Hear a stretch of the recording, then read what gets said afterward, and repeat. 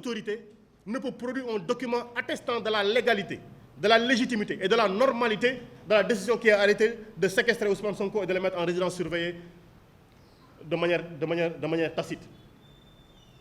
Mais nous le disons, tout ceci est documenté. Si la justice a choisi son camp, nous le répétons, il y a toujours une justice au-delà de la justice intérieure. Et nous produirons toute la documentation.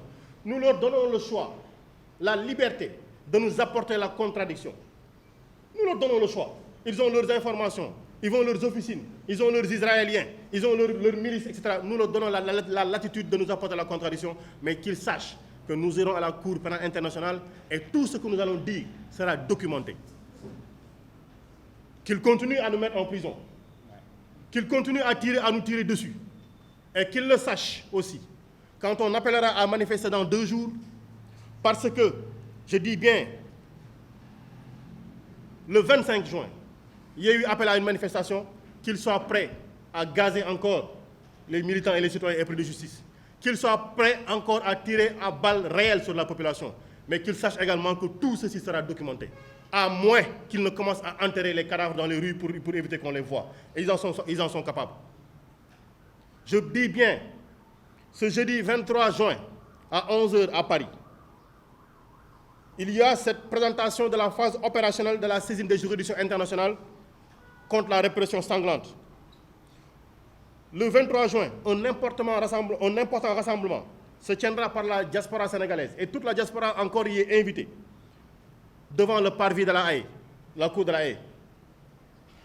Et je dis, nous appelons encore l'ensemble des citoyens sénégalais épris de justice contre les barrières de la honte à venir dire nous voulons enlever ces barrières, nous allons les enlever en attendant que l'autorité qui a signé, qui interdit que l'on rende compte, que l'on aille voir Ousmane Sonko, tombe le masque et se dénonce lui-même. Et se dénonce elle-même. C'était en résumé ce que nous voulions vous dire, les propos que nous voulions partager avec vous, en vous disant, bien entendu, que aujourd'hui, la répression de Macky Sall a un visage. Parce qu'ils sont passés de maintien de l'ordre au crime d'État. Et on le sait, nous l'avons dit, et nous n'allons jamais cesser de le répéter. Ils ont acheté énormément d'armes, ils ont voulu nous le montrer au 4 avril. Énormément d'armes. Et ils nous disent que des terroristes sont entrés au Sénégal. En nous disant que des terroristes sont entrés au Sénégal, ils sont en train de nous dire que l'armée a démissionné. Parce que l'armée fait la police des frontières. Donc ils sont en train de nous dire que l'armée est incapable de protéger nos territoires.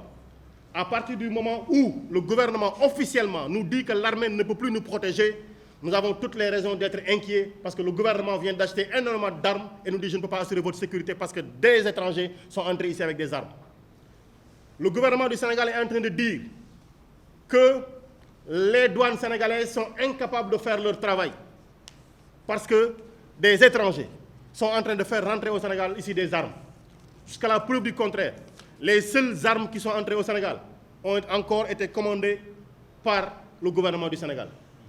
Et pour le dénoncer, aujourd'hui, la stigmatisation de la région sud, il faudrait que nous en parlions.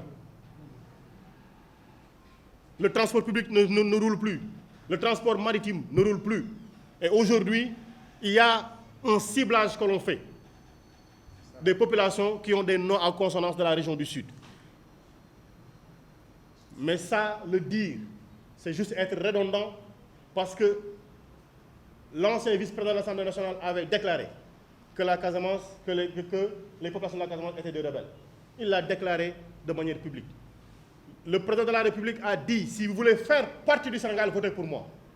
Si cela n'a pas de signification, allons-y réfléchir sur quelle compréhension il devrait faire. Il faudrait en avoir.